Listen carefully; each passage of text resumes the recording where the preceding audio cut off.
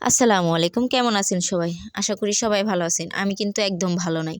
যে পরিমাণে ৪-৫ দিন ধরে শীত পড়ছে আমি কিন্তু একদম ভালো নাই। এর জন্যই কিন্তু একদম জ্যাকেট-ট্যাকেট পরে আমি বের হয়ে গেলাম হাঁটার জন্যে। দেখেন বাহিরে কি পরিমাণে শীত, মানে কুয়াশা। প্রায় ৩টা বাজে। এখন কিন্তু প্রায় ৩টা বাজে। এই ৩টা বাজে কিন্তু দেখেন বাহিরে সবাই কাপড়-চোপড় দিয়ে শুকানোর জন্য দিয়ে রাখছি। কিন্তু কাপড়-চোপড় কিন্তু এখনো শুকায় নাই। শুকাইবো কেমনে বলেন? যে ৪-৫ দিন করে ধইরা কিন্তু একদম সূর্যের কোনো দেখাই নাই। তো আমি হাঁটতে, হাঁটতে চলে যাব নদীর পাড়ে। আমি প্রায় সময় বাসায় আসলে কিন্তু নদীর পাড়ে যাই। দেখেন মানুষ কতটা অসহায় হলে এই কুয়াশার মধ্যেও এই ধানগুলি শুকায় দেয়। যারা নাকি ক্ষেত খামারি করে তাদের কিন্তু এই একটা সমস্যা। ধান-টান নিয়ে একদম রোদ না থাকলে খুব একটা সমস্যায় পড়ে তারা। আমি কিন্তু হাঁটতে, হাঁটতে চলে যাব নদীর পাড়ে। এই যে এটা কিন্তু আমার পেছনে দেখতে পাচ্ছেন, এটা কিন্তু আমাদের পুরান কাউন্সিল। আর এই কাউন্সিলটা হলো জালালচর।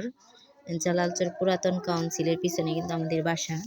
তো আমি হাঁটতে, হাঁটতে নদীর পাড়ে যাব। দেখেন আমাদের এই নদীর পাড়টা কিন্তু খুব সুন্দর। বিকেল হলে এখানে বাচ্চা-কাচ্চারা খেলাধুলা করে। এখন শীত দেইখা যার, যার বাচ্চা-কাচ্চা সামলায় রাখে সবাই। তো আমিও এখানে আইসা বইসা থাকি, কিন্তু এখন শীত দেখে বের হই না। এখন আমি হাঁটতে, হাঁটতে ওই নদীর পাড়ে যাব। নদীর পাড়ে যাওয়ার সময়ে ওই আমাদের যে নদীর নৌকার মাঝি কাকা, তার জন্য প্রায় ৩০ মিনিট ওয়েট করছি, কিন্তু তার কোনো দেখা নাই কে। ওই দূরে আমার আম্মু দাঁড়ায় রইছে।